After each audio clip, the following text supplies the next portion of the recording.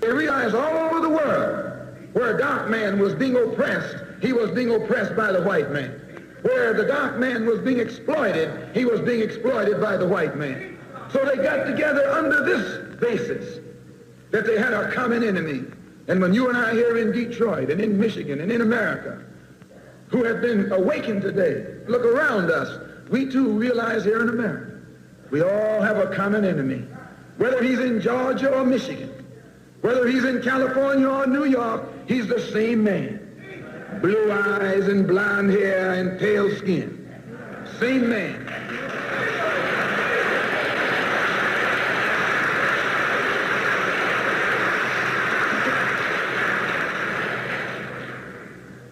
Don't let the enemy know that you got a disagreement. Instead of us airing our differences in public, we have to realize we're all the same family. And when you have a family squabble, you don't get out on the sidewalk. If you do, everybody calls you uncouth, unrefined, uncivilized, savage. If you don't make it at home, you settle it at home. You get in the closet, argue it out behind closed doors. And then when you come out on the street, you pose a common front, a united front. And this is what we need to do in the community and in the city and in the state. We need to stop airing our differences in front of the white man. Put the white man out of our meeting, number one, and then sit down and talk shop with each other. That's all you got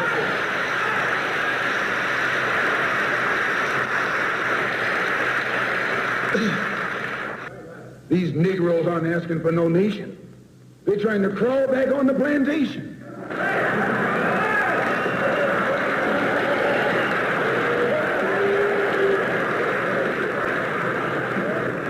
A revolution is bloody. Revolution is hostile. Revolution knows no compromise. Revolution overturns and destroys everything that gets in its way. And you sitting around here like a knot on the wall saying, I'm going to love these folks no matter how much they hate me. No, you need a revolution.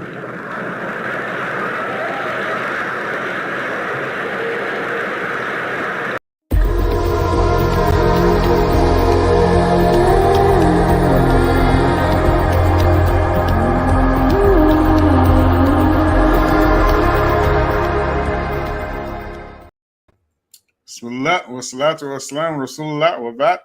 In the name of Allah, may the peace and blessings of Allah be upon His last and final messenger. Family, friends, foes, haters, and hateettes, welcome back to the Feachaz. I greet you all in peace and love with no hatred in my heart. Assalamu alaikum wa rahmatullahi wa barakatuh. And before we begin, please like, please subscribe, please share, please hit me up on Patreon. As you know, we got a lot of haters up in here. Assalamu alaikum, brother Haneef. How you doing? Alaikum salam wa rahmatullahi wa barakatuh. Alhamdulillah. Yakallah. Everything's good, Sheikh. Hey, alhamdulillah. Alhamdulillah. Alhamdulillah. So today, the Sheikh Haneef, he brought to my attention this clip, which kind of was the inspiration behind this live that we're doing right now, because it's a very, very, very important topic. It's one of the most talked about topics in the Black community today, and more than I've ever seen in my entire life. And this topic is of incredible importance. And because of our time, the time that we live in, this time of polarization, and people are pulling towards either side of the left-right paradigm, what you find is, once again, at the center, as usual, at the center of these talks is the situation or the problem of Black folk.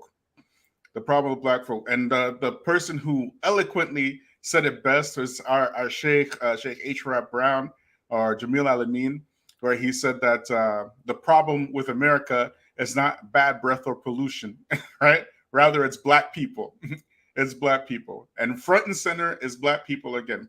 So I'll let you say a few words, Sheikh, and then we'll get into this clip, inshallah. Actually, I prefer we just get right into it. All right. Let me set this thing up for you. No problem, Sheikh. Yeah, so this clip, I literally just watched it right now, right? And I was kind of, I was not shocked. I won't say shocked, because we know this argument has been happening since the times of the Civil War, actually, right? So Right. it's not really shocking. However, there is a new day. There's a new day on the horizon, particularly for Black people, and all these people can do right now, particularly the enemy, is you can see that they're getting incredibly worried. Like the way that they're moving, the way that they're acting. It's something. There's some things that are just worrisome for them, right? And of course, front and center, as usual, as Black people. So let me just get this clip, and we'll set this up. 1 second. Put it here. The problem with reparations. 1 second. Let me go share this. 1 second, guys.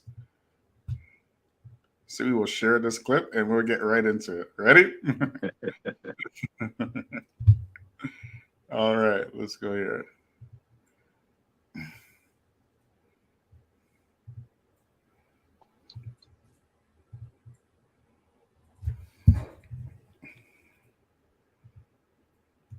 Okay, so just turn off your mic.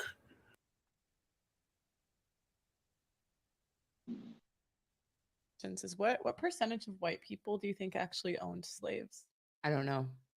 It's less than 1%. Really? Yeah. Hmm. And the other problem is money doesn't solve poverty. If money solved poverty, then like people could just throw money at a poor person and they'd become rich. But lottery winners, they're like they go broke faster than anyone. How to spend it. Yeah, it's about like managing money and being able to run a business. Like I think reparations possibly at the time, like at the time, but you can't like how you're making people that didn't do anything pay for something their great grandparents did, even if you did the direct descendants. Like most people immigrated here after slavery. Like I have a grandparent from Lithuania or a great grandparent from Lithuania. Oh, you're saying that? Okay, I thought. Okay, and you have to understand even and then what about the white people that fought on the other side? That fought against. Yeah. So it's almost like I just don't know how that would work. The problem with reparations is what percentage of white people do you think actually owned slaves? I don't know. It's less than 1%. Really? Yeah. And the other problem is money doesn't solve poverty. If money solved poverty, then like people could just throw money at a poor person and they'd become rich. But lottery winners, they're like they go broke faster than anyone. How to spend it. Yeah, it's about like managing money and being able to run a business. Like. Okay, so we've seen it. We've seen it, right? So I'm just gonna let you dive right in there, Sheikh, and tell me what you think. Well, the first thing we need to deal with is what she said in the very beginning, that the number of whites that owned slaves was less than 1%. Well, that's a lie. Let's just call it what it is. A whole civil war was fought because of slavery. You're telling me that the white American populace fought an entire civil war because 1% of the white populace owned slaves? Do you know how ridiculous that sounds? Pardon me. Not to mention, at the time of the Civil War, the Black population in the South, sorry to cut you off, but the Black population in the South. Oh, no, you're fine. It was 5-1. 5-1. Why were there so many Black people in the South at that time? Because the rest of the white people weren't owning slaves? What was the whole point of the 3/5 compromise? What was that about? So let's pardon me, let's do the math here, okay?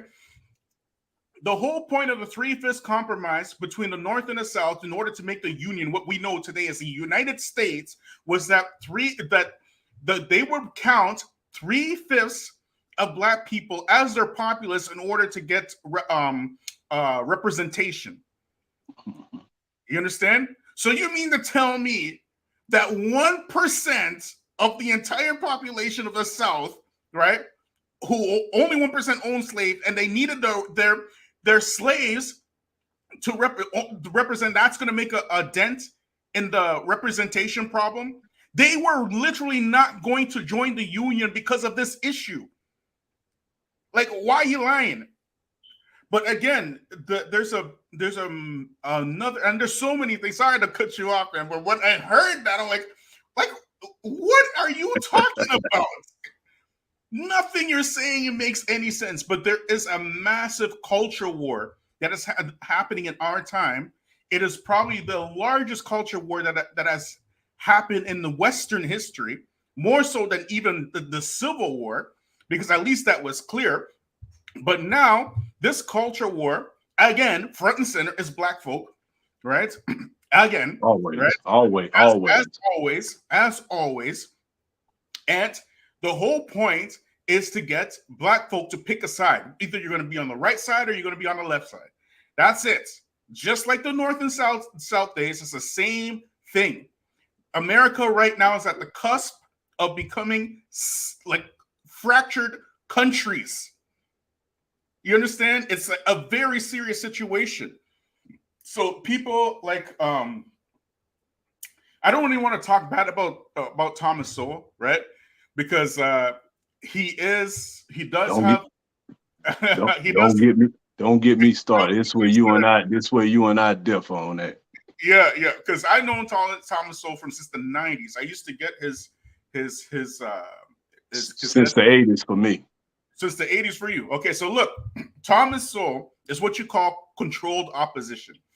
Okay, he is the answer to the controlled opposition of the civil rights movement, because you got to remember there was controlled opposition for the civil rights movement. Those are the people that got paid by your government to lean towards integration and these type of things, and black feminism and whatnot, right? To gear the civil rights movement in that direction. So as you see today, those same coons and sambos are now leaning black people towards the LGBTQ and whatnot, right? It's the same people, right? The answer to that on the other side are people like Thomas Sowell. Thomas Sowell is from the Booker T. Washington camp, right? Where essentially he's saying that the key for our success is education. We have to agree. Key education is important, right? We have to agree there. We have to agree that's, taking accountability for what you do is important. We have to agree with these things. But the amount of cooning and shucking and jiving this guy does, and revisionist history, that's a problem. So now he's the one who's coming up with these revisionist points and allows white folk like this, right, to say things in public like only 1% of white people owned slaves during slavery.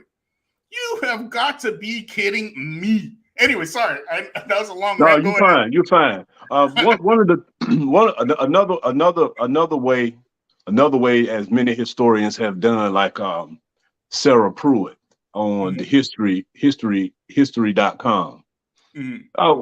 One of the basic ways to do it is look at the census records. Just look at the census records of 1860, and that alone should tell you. Like, for example, I'm looking at an article now, and she says it's called The 5 Myths of Slavery. And this issue right here is number 3 in that article, history.com. And so she says, the idea that the vast majority of Confederate soldiers were men of modest means rather than large plantation owners is usually used to reinforce the contention that the South wouldn't have gone to war to protect slavery.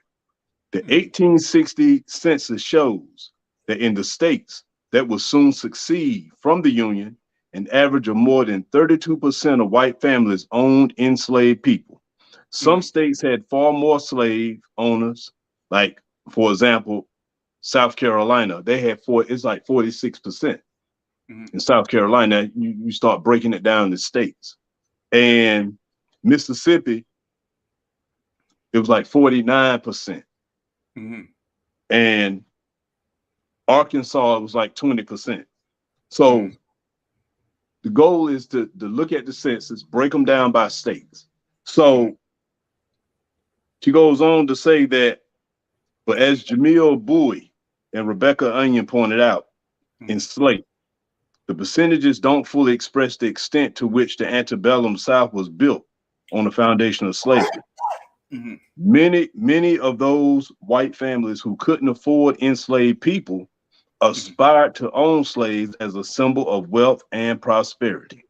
In addition, the essential ideology of white supremacy that served as a rationale for slavery made it extremely difficult and terrifying for white Southerners to imagine life alongside a Black majority population that was not in bondage, right? Yes. So the point here is, that was just number 3. There's other articles, but for the sake of brevity, I just stick with that. But also you have to look at an issue that is not talked about as well. And that is those whites who couldn't afford to own slaves. That reality then stopped them from renting slaves. Yep. See, the slave owners could make money renting the slaves out. And another thing that a lot of people have to understand and keep in mind, when we talk about slave owners, there were levels. You had different levels. You had those that had the big plantations. You had smaller plantations. And then you had individual families who owned slaves, maybe 1, 2, 3, something like that. So it varied. But according to many historians, it is estimated it was like 46% of white people own slaves in the South. Yes. So this issue she's bringing up, and then now what tripped me out listening to this, she said less than 1% in this, but back in 2016 up to 2019, it was 1.4%. So we're starting to see a decline in the percentage, right? It's funny you mentioned that, because W.E.B. Du Bois, he wrote that a conservative estimate, he wrote this for legit. W.E.B. Du Bois, okay, he is the historian. He's not he's the historian, and he was born during the times of slavery, okay? And he said that a conservative estimate of the people who died in the Middle Passage, he said a conservative estimate is approximately 100 million Black people, who just on the Middle Passage alone. If you look at the numbers today, if you see how low they are, some people are saying 12 million, some people are saying 15 million, right? Why are these numbers all of a sudden becoming lower and lower and lower in our times, right? It's because the same thing that you're mentioning right now, they're trying to minimize the damage that was done through slavery. In Congo alone, it is well known, just Congo, that at the time of King Leopold, right, during his invasion of Congo, late 1800s, anybody can look this up, he killed approximately 10 million Congolese in the Congo alone. Okay? Yeah, no one talks about that. Nobody talks about, they building statues of him all over Belgium and stuff. You know what I mean? And he did that in his lifetime. Okay. Right. And you mean to tell me that it is a far-fetched estimate that 100 million Black people died over a 300-year period, traveling from the Western African peninsula all the way to South Africa, to the Caribbean, and finally America? You mean to me that's far-fetched? Not to mention the insurance racket that was happening during that time, where even the insurance companies, or rather these slavers, were making money from insurance from making their boat sink. Right. It was insanity. It was total insanity. Okay. And what you were saying about the economics behind renting out slaves, ironically, when slavery ended, it was way more cheaper to get slaves after the ending of slavery, after the so-called Emancipation Proclamation. That's right. Through convict leasing. And peonage. Yeah, and exactly. So now what you have is a situation where Black people were being arrested with impunity under what was known as black codes. What is a black code? A black code is a seemingly innocent law that is seemingly, like universal. It's a universal law. So, for example, vagrancy is illegal, right? You're not allowed to be a vagrant, right? And this is a real black code. But everybody knows that even though the language of the law is universal, everybody knows that this law is applied specifically for Black people. Mm-hmm. In order to kidnap Black people, and then they would throw them into the jails. You get me? And then from there, any slave owner can go and lease that convict or buy their freedom and rent out their labor at a fraction of a cost, literally fractions of the cost, and it would to buy a slave. And mind you, there was international pressure from India, from China, from Europe, all over the world to keep slavery going because of the cotton market. The cotton market at that time was like the oil market today, the cotton and the sugar market. Like how we see oil today, that's how cotton and sugar was. You get me? So there was a tremendous amount of pressure for America specifically, because they were the cotton producers in the Western Hemisphere, right? To put their slaves, their newly freed Black people back into slavery. How did they do it? Jim Crow. Okay? Right. Don't tell me nothing about no 1%. You must be joking me. Right. And listen, and the money that they made through convict leasing with the fees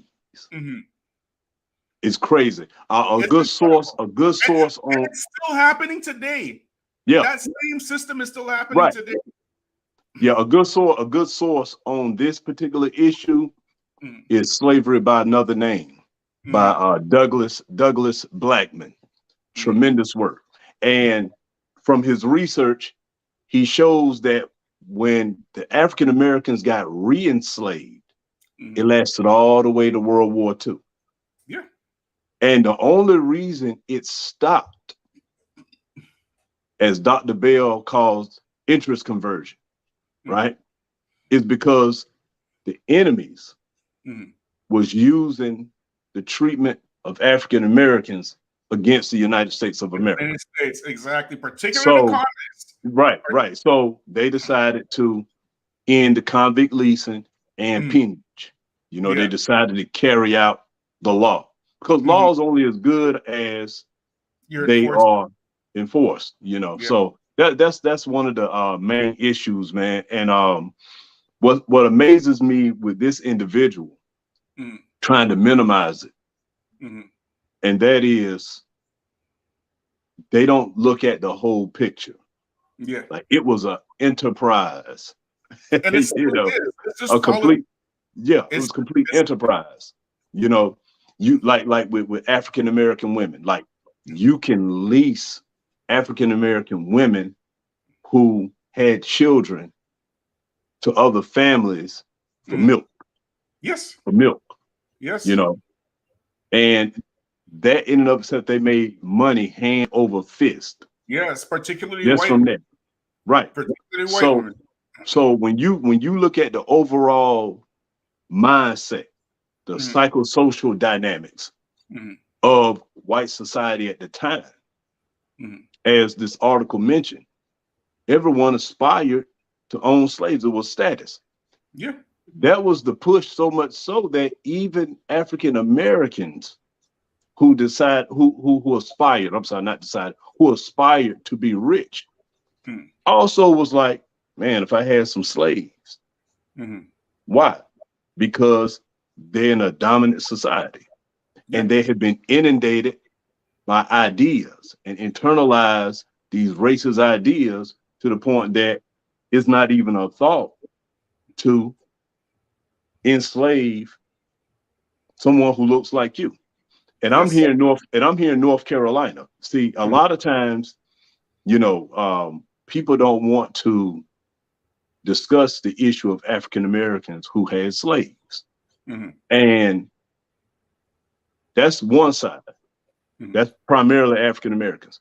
The other side likes to bring it up and like, see, even black people had slaves. Why don't y'all talk about them? We do talk about them, but here's the difference.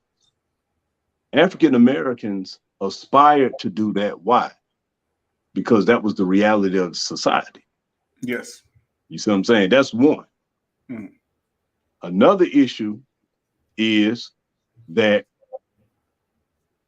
when you internalize racism, internalize inferiority, of course you're going to want to be like the oppressor. The oppressor, yep.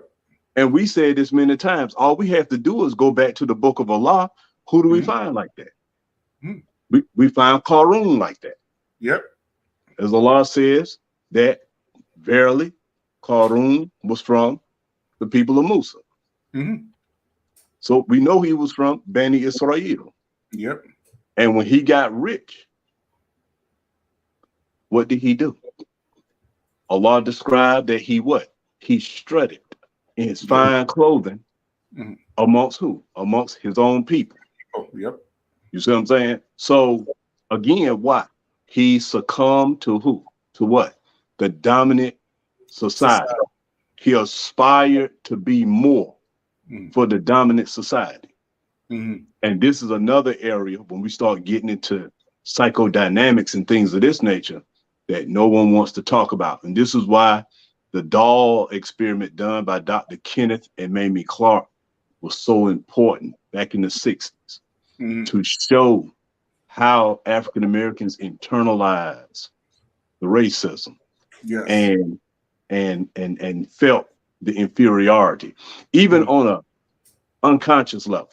Yep. And Dr. Ibram X. Kendi proved that in his book, Stamped from Beginning. Yep. A definitive history of racist ideas in United States. Fantastic book. He shows how Sojourner Truth and others, even W.E.B. Du Bois, attained racist ideas even against their own people, but it was on an unconscious level. Yeah. So when you inundate it, it's sort of like a scholar who is from Ahlus Sunnah, but he's been inundated with the aqaid in his society. Yeah, like the Ash'ari. Right. So he may have some of their mistakes. Some of their mistakes, some of their leanings. Yeah. You understand what I'm saying?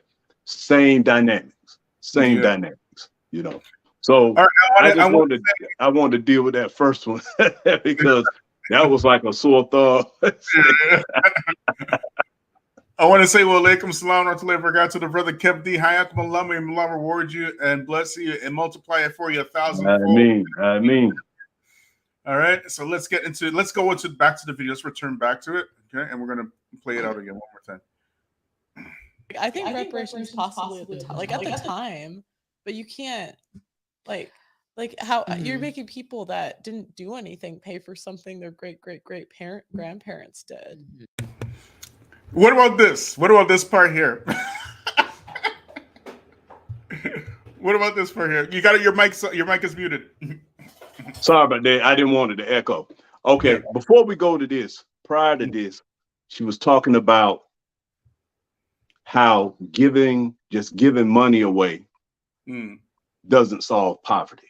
Yes. Like you have to know how to run a business, right? Things of this nature. And we say to that's true. And she gave an example of lottery winners, right?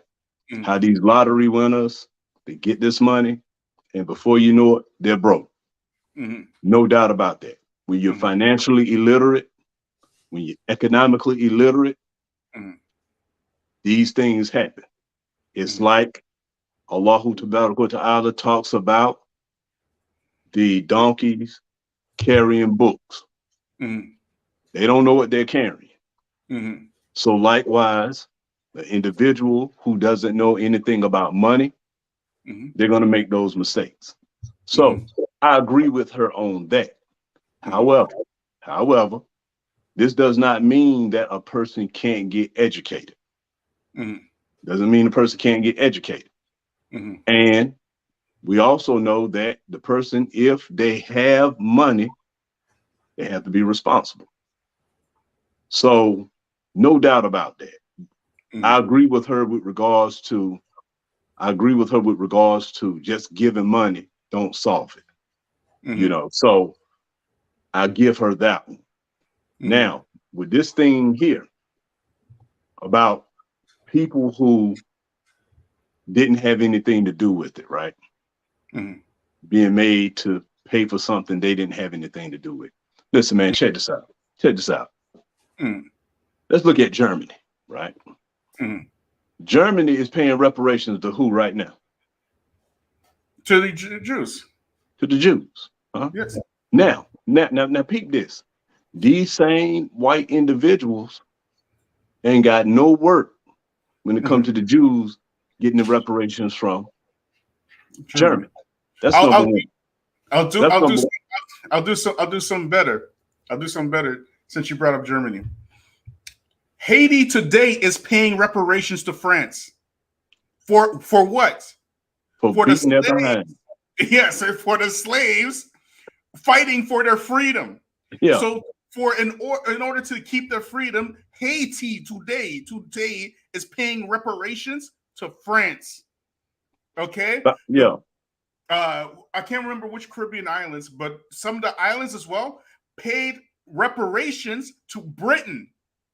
For what? For the slaves that they lost during slavery. Oh, it's no different from the United States giving reparations to the slaveholders. Yeah. Not to mention that. They quiet about that. Not to mention that 40 acres and a mule that was promised to Black people for reparations, right? For fighting in a civil war to keep the Union of what you know as the United States of America today. That was given back to the slave owners, and not a single blade of grass was given to the slaves. Right. Collectively, not a blade of grass, not a speck of dust. Okay. Right. And you mean to tell me, right? Can you imagine, all the way late 1800s, Haiti is suffering today because they're paying reparations to France today. Not to mention every African country under the auspices of France is paying 30% of their natural resources to France, a country that doesn't produce anything. They don't. What does France produce? That's most of them European countries, though. Yeah, with the exception of Russia. Anything other than Michelin tires, which they have to get the rubber from Congo anyways. Right. You know what I mean? So you mean to tell me, right, that the only people on earth that are allowed to benefit from reparations are other white people? Whatchamacallit? Ukraine today is getting reparation. A whole different country somewhere. Ain't got nothing to do with United States, right? And their only claim to fame is their whiteness. And that's why they're getting paid reparations from the United States today. Up until this very day, the United States government is funding the apartheid government of Israel over Palestine. Not only are they funding them financially, but militarily. Right. And you mean to tell me, whenever it comes to Black people, they always say, oh, that happened so long ago. Let's be very clear. We're gonna deal with that we're gonna deal with that a little later after we handle this. We're gonna deal with that because it's not as long ago as people think. No, we're talking about even today. Haiti is today. It's right now. It's right now. Haiti's right now. Right. The last slave in the States was officially freed in the 1960s. Don't get it twisted. There are many of us who are people who are born before the 1960s. You feel me?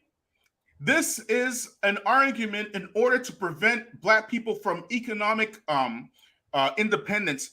Let's be very clear.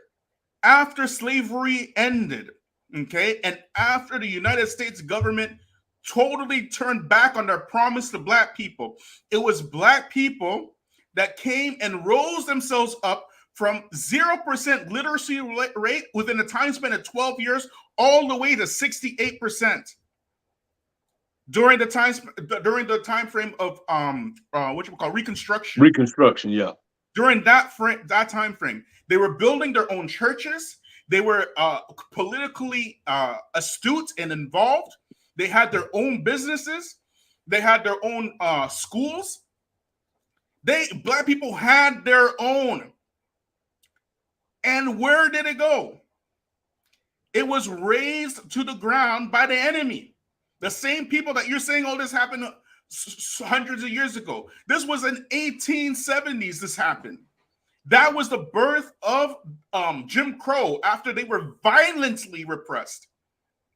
Imagine, that was the first time in American history that a legitimate government was ever violently repressed was because Black people were the politicians. You get me? Right. That's that backlash. That's backlash. That's all that historical backlash. Anytime African Americans get something in their favor, they have to be showed. They need to be put down and put in their place. So backlashes happen. Yes. What's the name of that town that was racist? The popular one. I can't remember. Black Wall Street. What was it again? Oh, that's in Tulsa. Tulsa, right? Yeah. Was Tulsa hundreds of years ago?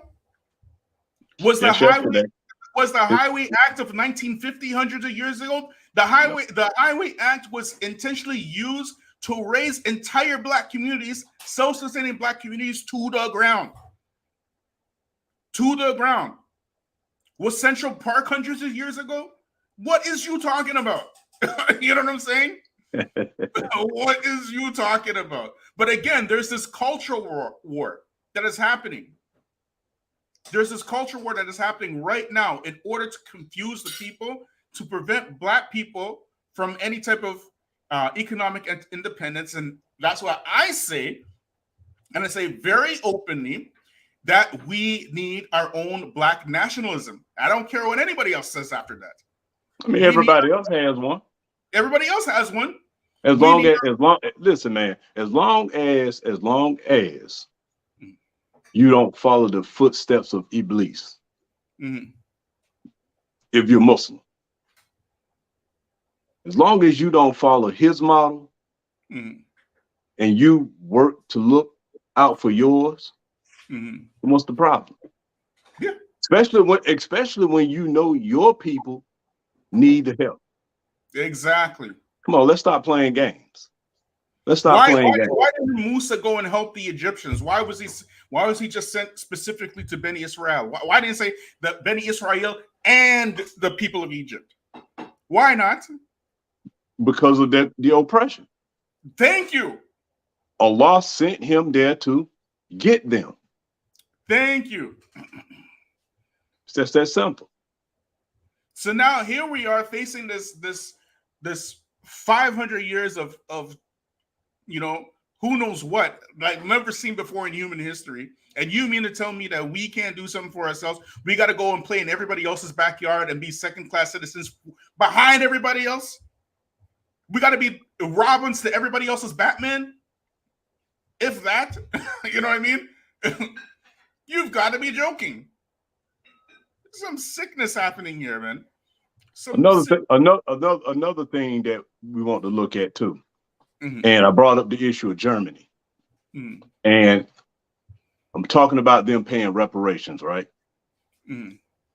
Within the society of Germany, anybody familiar with Germany?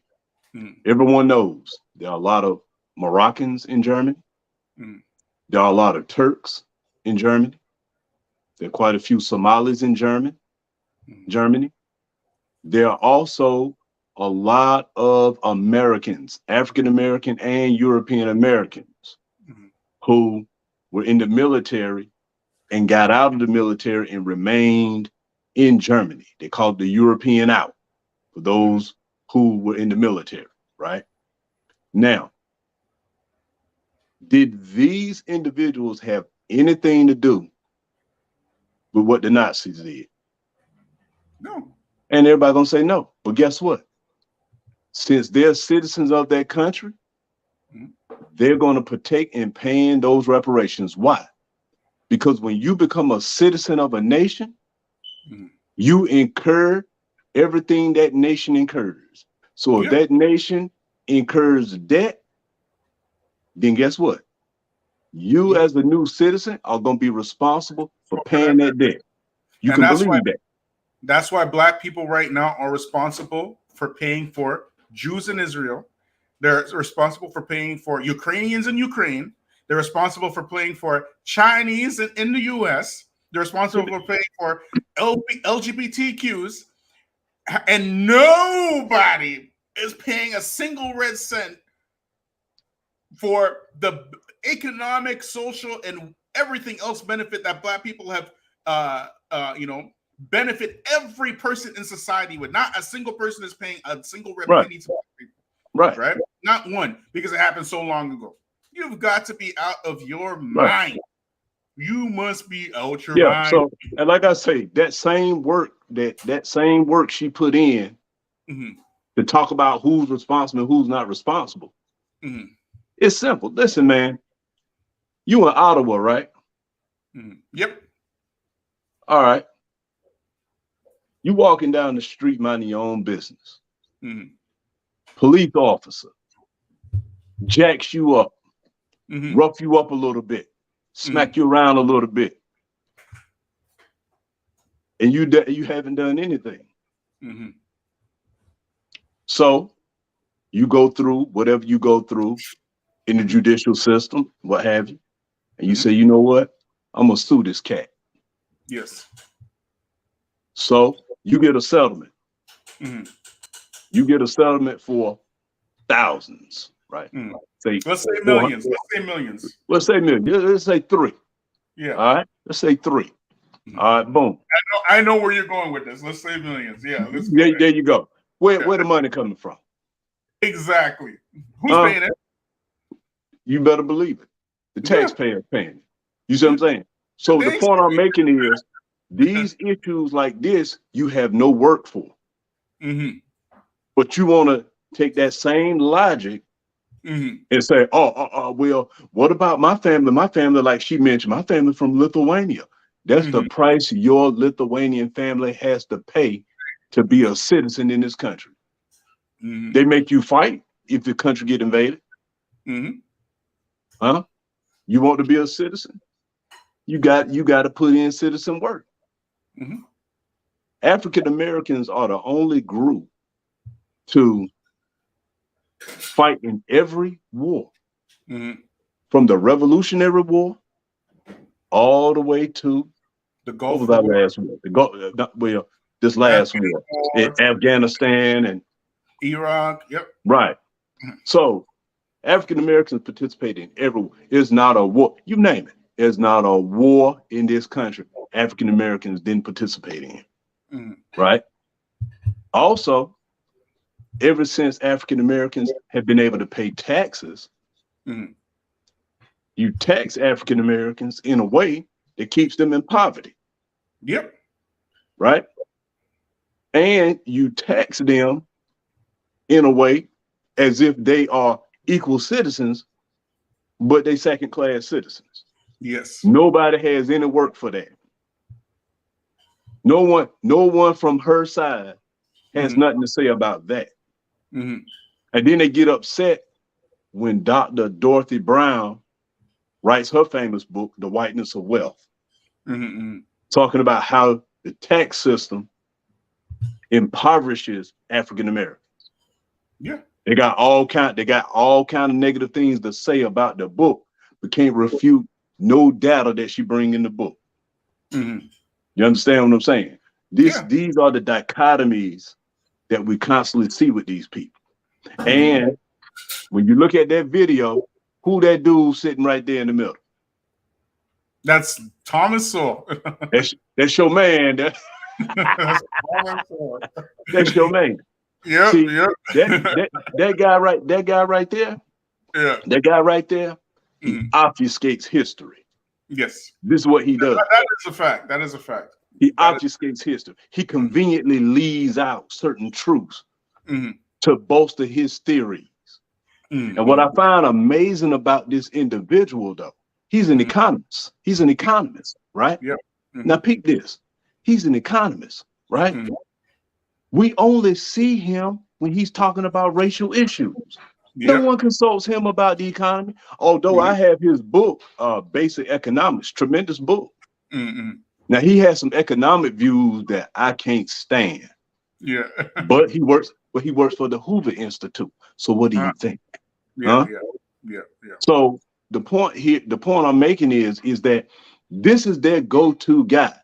And one of the problems I have on YouTube is that these and TikTok is that these people who don't research themselves use this guy as if he is the go-to guy. Yes. Right? He's the go-to guy.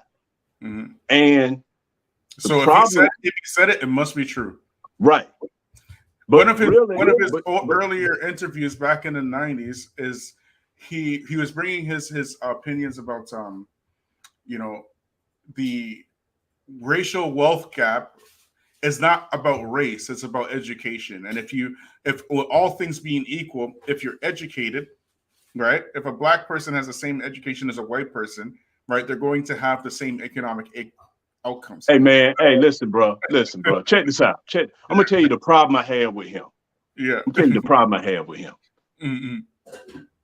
He puts this front out like everything is equal. Yeah. The reality is everything is not equal. Yeah. That's one.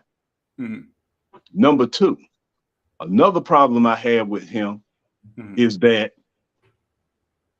he projects onto his opponents. Like he'll project onto us that we expect equal outcomes. No one, you're never gonna get equal outcomes in everything. No one argues that. As he was in a debate, I believe in the 80s with this woman. And everybody say he won, but he didn't win. He cursing, he gets upset, curses, you know. Really? Yeah. I didn't see that. It's an old interview. But at any rate, no one says it's going to be an equal outcome. No, only thing we're saying is make sure that there's equal opportunities. Right? Because why? Because people are not equal. Yes. Allah tells us that in his book. Right? Is the one who knows, right? Yeah. Is the one who knows, like the one who don't know. Yeah. You know, so we know everyone is not the same. Rasulullah sallallahu alaihi wasallam said what? About the believers. He talks about the strong believer and the weak believer. Better than weak believer. Right? In them, both is good.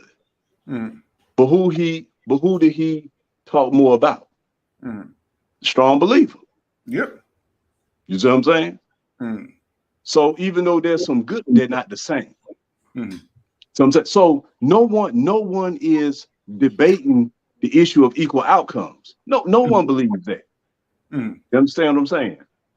You know, you and I both can read, but your reading is better than mine. That's basic. This is the problem I have with him. With regards to this, but this is one of the many problems I have with him. Yeah. You know, but with regards to some of the stuff that he believes, man, listen, all you have to do is read The Color of Law by Richard Rothstein. When Affirmative Action Was White by Ira Cass Nelson. The Color of Money by Mirza Baradaran. All that stuff he talks about, those three books alone, it'll kill all that stuff he's talking about. Exactly. Because he himself doesn't even look into those affairs. Exactly. And the thing is, if the people who kind of just stumble across his work, right, all like, they just, who's this guy? Because, you know, like I said, there's a culture war. So now he's getting pushed. He's getting a massive push, more so than the 90s, more so than the 80s. We're seeing him everywhere, right? right? Now we are. Yeah, now we are. We're seeing him everywhere, right? Like we knew about him back in the day, right? Yeah, but I've been knowing about. Yeah, but now he's like mainstream. It's like amazing. It's like crazy, right? So, but anyways, all right, the people who just kind of like meander on his work, right? They're going to be mesmerized because he's a very articulate speaker. You're talking about a person who's got a PhD from Harvard University, right?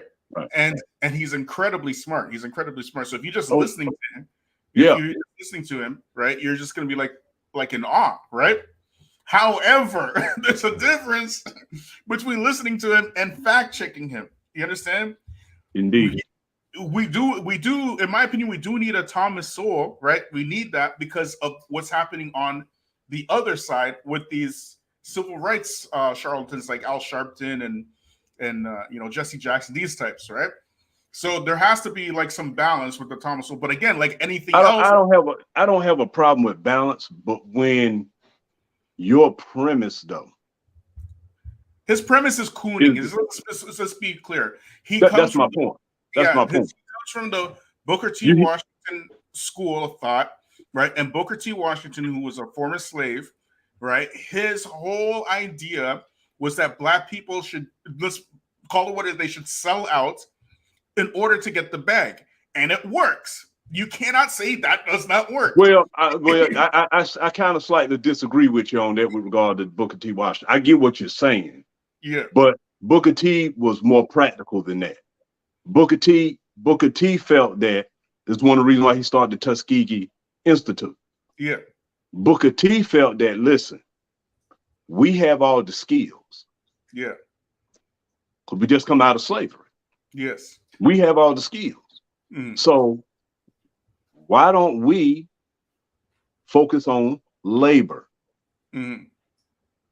Why don't we focus on building ourselves? Mm. And also showing whites that we can uplift ourselves. Yes. This was his position. This was his position. He said in that famous speech, right? The one that kind of really like on one hand, you talking about that? Which one? You when he said that like we're separate but equal. That's what you're talking about? No, he said we are not trying to be equal with the white race. We don't want we don't want your land, or we want to be separate from you. That's what he said, and that's what right. But you got to understand it. But you got to understand this. This is why I tell people. You got to understand the dynamic. See, Booker T. Washington, unlike W.B. Du Bois, Booker T. Washington was a slave. Yeah. All right. So he understood the importance of what? Focusing on yourself and uplifting yourself. And you find this in his book, Up From Slavery. Yes. You see? And so with what you're talking about, his issue is, listen, they're not going to give you anything. They're not going to give you anything. And every time you gain something, what? They're going to take it from you. There's a backlash. Booker T. Washington went through all that. So, yeah, exactly. So his thing is. Yeah. So what I'm saying is that for his time, that approach was appropriate and it was a great strategy, right? It really was. Like if you think about it, because he was actually the one who spearheaded what we know today as the Black bourgeoisie, right? We know, like the educated, the Black brass, right? Because those people, they essentially, they did not try to compete with white people at all. They did not try to live with in their neighborhoods, and they just focused on themselves. Right. And they never tried to make themselves equal to white people. Right. And he was the first person to be black person to be invited to the White House. Yeah. Right? Theodore Roosevelt. Yeah. Exactly. Right. So as Muslims in 2022, right, that approach in our time, I don't believe it's appropriate. I don't believe it. I believe our approach should be one of independence. Right. That's what I agree. I agree. We have the ability to do it. there's not a single. But he did, but in all fairness, he did promote independence, though. Mm-hmm. He did promote independence because he wasn't trying to mix with them whatsoever. Yeah. Like that famous speech you was talking about. Yeah. And guess who followed him in that? Marcus Garvey. Marcus Garvey, yep. Followed him in that. Now, there were some things Marcus Garvey was obviously, he was way more hardcore. He was a black nationalist. Booker T, I wouldn't classify him as a black nationalist. No, I'm not saying that. But what I am saying is that when it came to African Americans trying to make it, he did stress being yourself and doing it on your own. For example, like him and Madam C.J. Walker were contemporaries, right? And, you know, she invented the straightening comb. Yeah. Okay. Booker T. Washington had a problem with that. And black folks' hair ain't straight. They don't straighten our hair, put all the stuff in our hair, make it straight like them white folks. He didn't want to have nothing to do with them. But he took a picture with her, you know, to save face, you know, one of his friends. But he didn't, because why? He felt that was making us more what? White. White, yep. You see what I'm saying?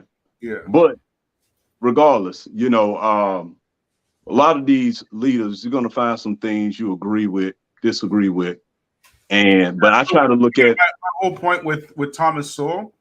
When it comes to education, definitely he's on I point. agree with him. I agree with him.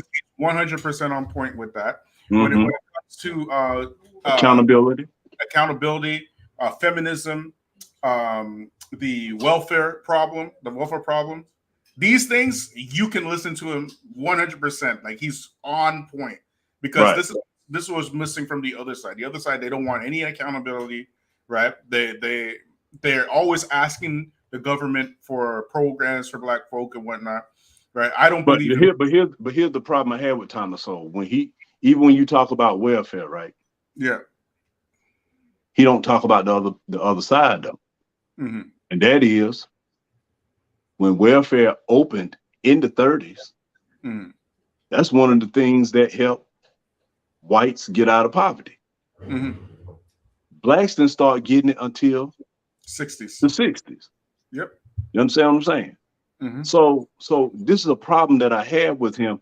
You got all that work when it comes to African Americans, but you never talk about how white society benefited from all of these things. And this is why this girl she's talking all crazy. She's talking all crazy. And she has him right in the front. Yeah. And the sad thing about it, though, the African American lady beside her, like dumbfounded, can't say anything. Can't say anything. Essential people, like I don't know. That's a problem. That's a problem, man. Yeah, we do not read, man. How difficult. And I didn't want to say that, but that's. I think she's not well read. Yeah. How difficult is to fact check somebody in 2022, right? But again, there's a culture war. Fact checking now is not a thing. It's about promoting the culture. You know, this right left paradigm. You know, if you're right. You know what I mean? It's anything to promote that culture, whether it's true or not. That's all people care about. But anyway, let's keep watching this video. 1 second. No. Even if you did the direct descendants, like most people immigrated here after slavery. Like I have a grandparent from Lithuania or a great grandparent from Lithuania. Oh, you're saying that? Okay, I thought. Okay, like, and you have to understand. Even and then what about the? What do you think about that?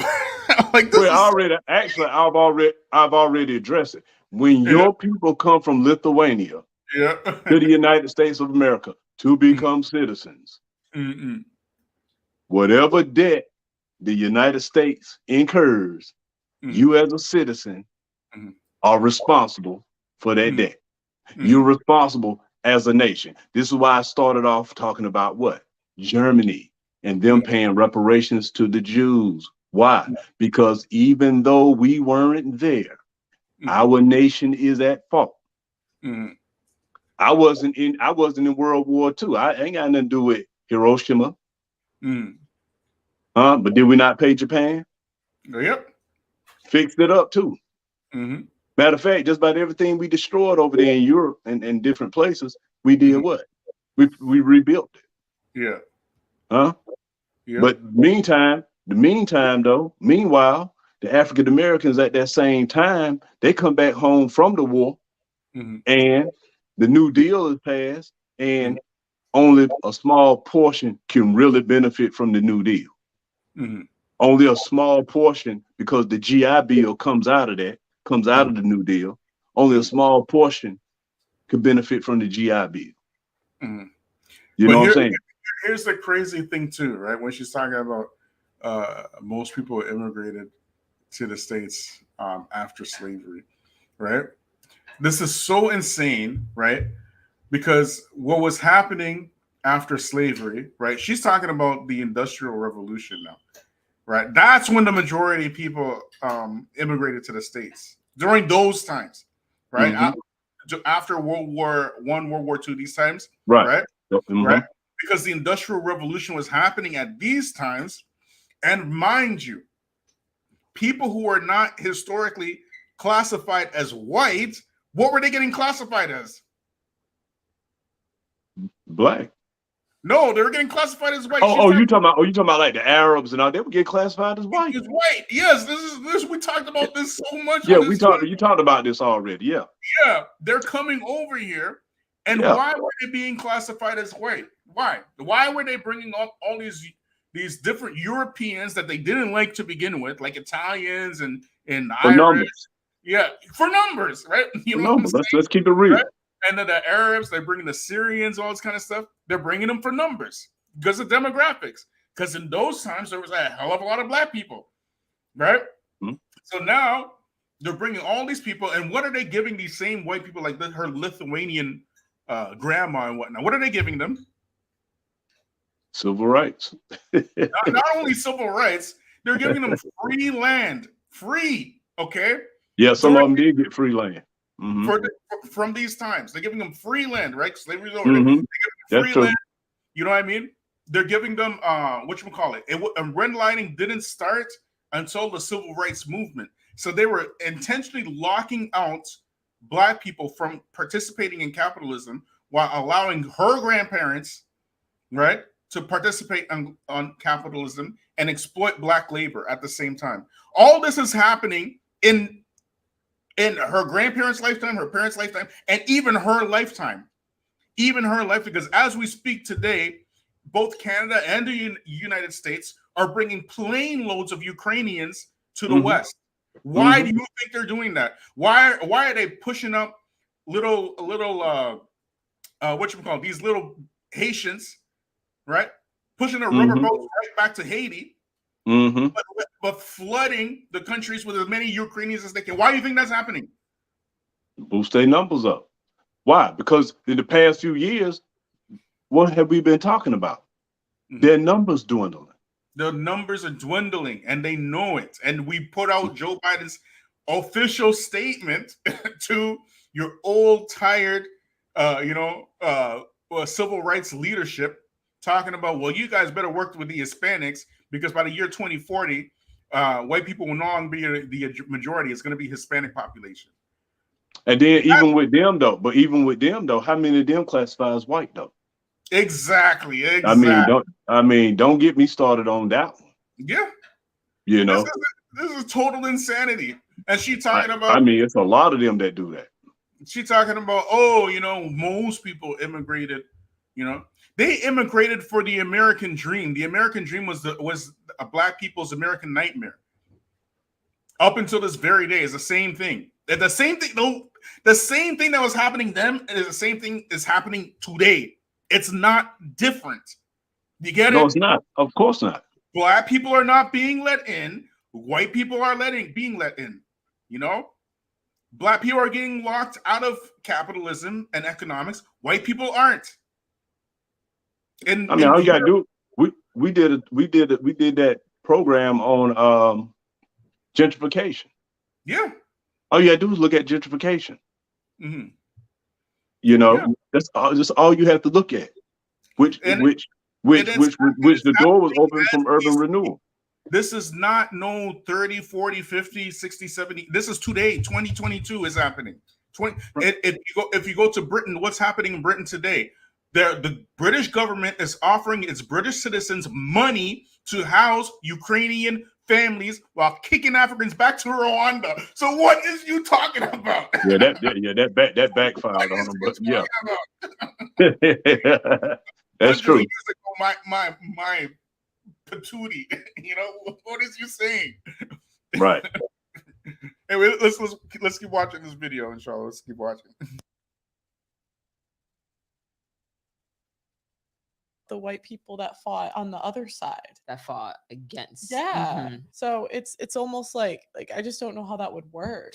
But what do you think about the white people that fought on the other side there? Okay, first and foremost, one of the things that we have to understand about the Union soldiers, that is, they weren't one monolith. You had Union soldiers that were indifferent. You had Union soldiers who was against slavery. But you had Union soldiers who were also for slavery. They didn't care. They were just racist. They didn't care. So even with that, you know, you can't just say, well, what about the ones that fought on the other side? But guess what? They were soldiers. Soldiers to who? Soldiers to the United States of America, right? Yeah. Don't soldiers pay taxes? Okay, they citizens. So guess what? What about them? What about the other side? Guess what? If they gave reparations back then, their tax dollars would have did what? Went to reparations. Because the politicians don't ask the American people, where you want to spend the money? No, they're going to spend the money. They're going to put the money, your money, where they want it. That's how it's always worked. You see what I'm saying? So that right there, that little nudge that she gave, that's nothing. Soldiers aren't anything but citizens. Come on, man. Let's get real. Mind you, this is the same chick that said, you know, only less than 1% of white Americans own slave. But at the same clip, she's talking about what about the people that fought against slavery? Like what? The math is not adding up, bro. Like, what is you talking about? Right? First of all, did white people fight in the Civil War to end slavery? Was that what it was about? First of all, it was economics, because Abraham Lincoln. That's exactly what it was. Abraham Lincoln, his main job was to try to keep the Union together. As he wrote the Union together. Right. Yeah. As he wrote in the New York Tribune, he said, if freeing the slaves will keep the Union together, I'll free the slaves. If keeping slavery will keep the Union together, I will keep the slaves. Yep. And if freeing some and maintaining the others keeps the Union together, I'll do that as well. This is what he said in the New York Tribune. Yeah. Yes. His only concern was to keep the Union. This shows that this chick don't know what the heck she's talking about, right? Those people were fighting to keep that country together, the United States of America. The southern states, because of slavery, they were way more economically advanced than the North.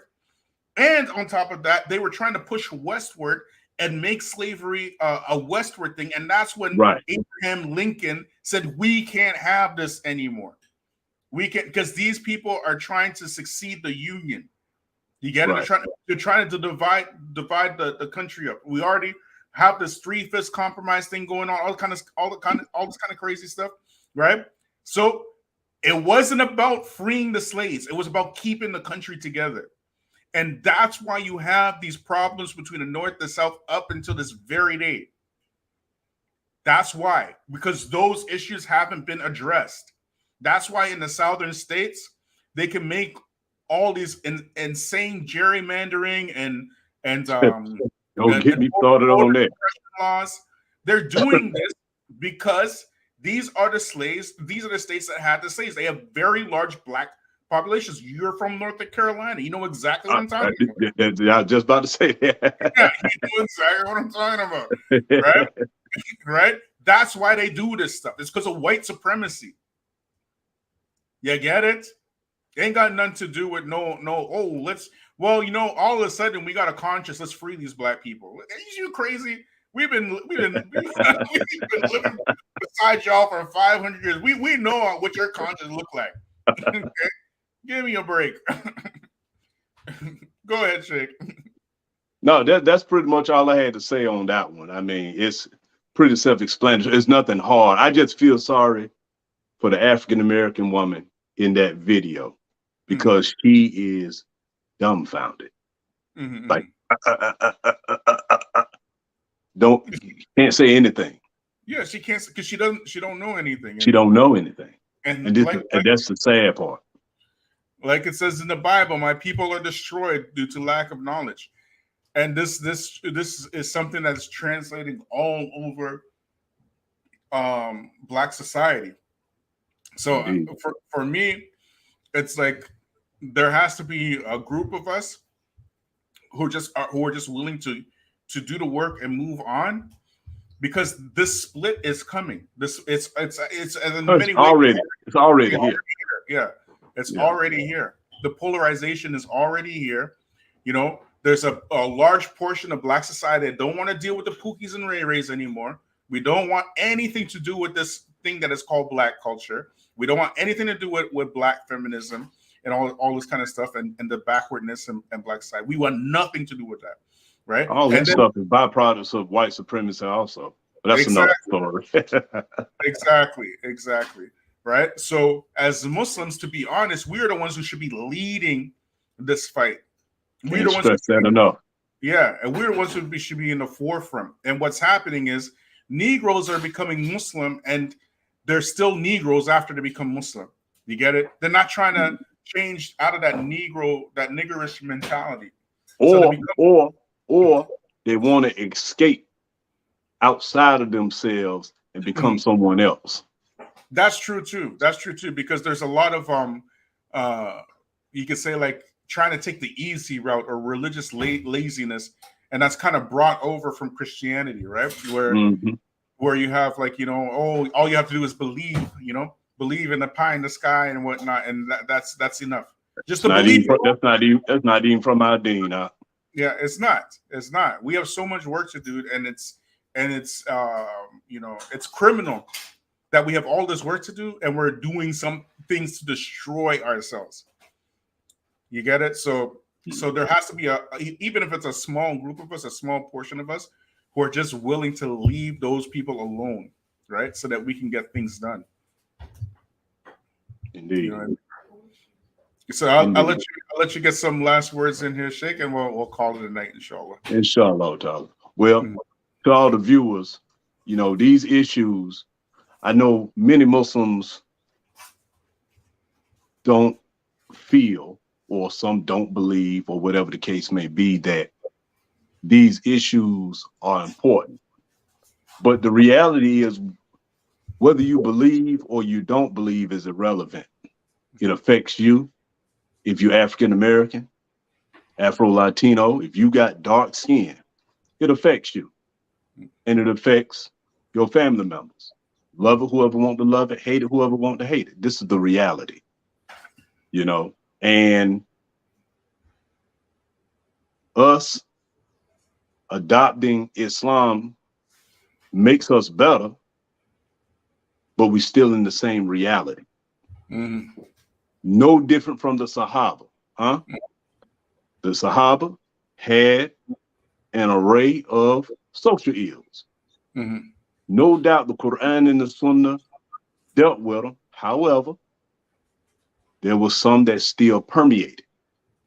Too many hadith, whether you're talking about some racial issues that popped up, hadith up dealing with Abu Dhar and Bilal, right? many social ills popped up. You know, some still had a touch dealing with shirk, right? They were brand new, right? They came upon the tree that al anwat. So they said, Ya Rasulullah, can you make for us a that al anwat? Rasulullah alayhi salam, he had to check them, saying something worse than what the people of Musa said, you know. Yeah. You know, but they had just left what? Jahiliyyah. Yeah. See what I'm saying? So the point that I'm making is this is proof just by studying the lives of these illustrious individuals that you bring things with you from Jahiliyyah, from your past, into the deen. Why is that so hard? Why is that so hard for us to understand? Yeah. You understand what I'm saying? Once you analyze what you brought in that's from Jahiliyyah and it conflicts with Islam, then you got to wage a jihad against yourself and your desires. Exactly. That's that simple. You have to do, I always say it, you have to do muhasabah. You have to take yourself to account. And you also have to look at the reality of the people who you come from. We have to practice at taghaful. Taghaful is to overlook people's issues in the society. Now, this doesn't mean that you overlook like evil, but you know, minor defects. Yeah. You know, due to, like, for example, we African Americans. Yep. And we have a lot of defects. Yep. Due to our oppression, we got a lot of baggage.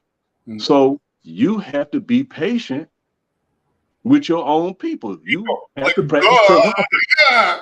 You expect me to be patient with the enemy, and I can't be patient with my people? Are you? No, I'm going to do the opposite, and I've been doing the opposite. I'm going to be patient with my people, right?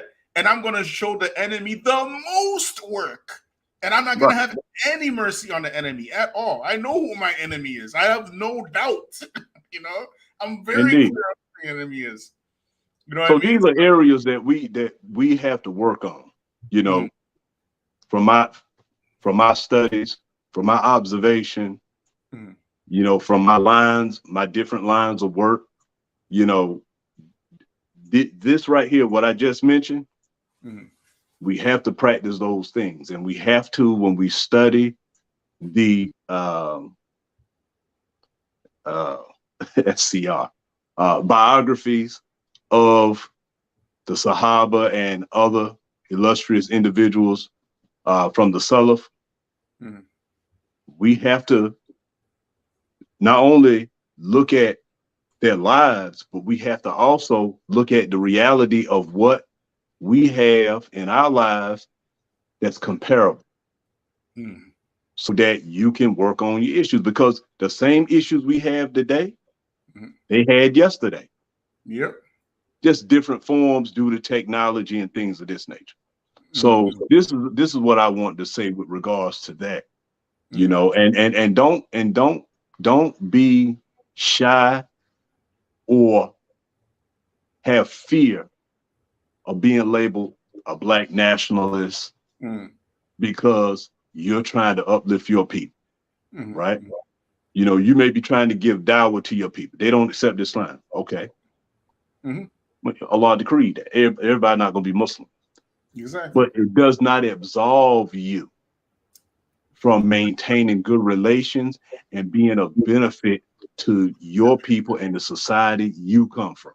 Exactly. So this is what I want to say on that one. Yeah. Jazakallah khair, hayakallah. Thank you, Brother Haneef. Thank you. We appreciate you. And thanks for everybody who participated.